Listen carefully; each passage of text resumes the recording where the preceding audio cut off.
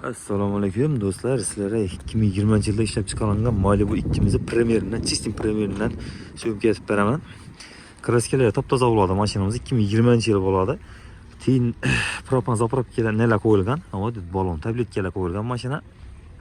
Mashinamiz yine qiziqarli yerine qarasangiz, polni shumka bo'lgan. Hamma yer 100% shumka bo'lgan. Ishlari akkuratli holatda. Lüklari menajasi ishlab turibdi mashinamizni. Yurgani 91 000 km yurib turibdi mashinamizni. Propanda yurib turibdi 100% mashinamiz yana. Sistem premierni o'zi bo'ladi do'stlar.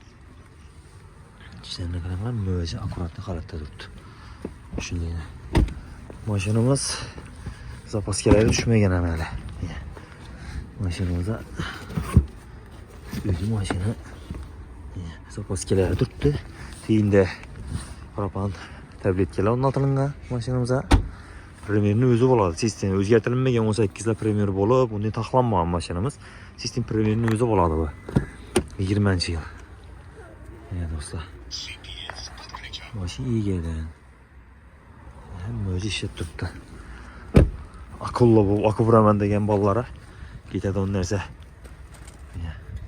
Mashinamizning narx pul bo'lganimizda 300 million so'm aytilib turibdi. Eğer azgina kelishadigan yeri bor, buni so'ng variant ham bor. Variantini telefon ursangiz tushuntiramiz podrobniy. Hamma narsasini davom qildirib kelsa, ketadigan bo'lsangiz kredit ham bor. Ana bu yerlarni telefon urib turib so'rasangiz mumkin. Necha so'm berasizlar, necha so'm chiqadi. Aynan hamma narsasini tushuntirib bir chetdan natib beramiz. Mashinamiz 100% toza mashina. Abi hezzetde uğur minikte öğretse. Devriniz beramiz, eğer davam kıldıramadan desangiz minikte öğretsen yakında. Şimdi majin dostlar. Kime kızık bolsa 91'den 984 84 83'e telefon urasizlar. Aynı yakında tushuntiramam.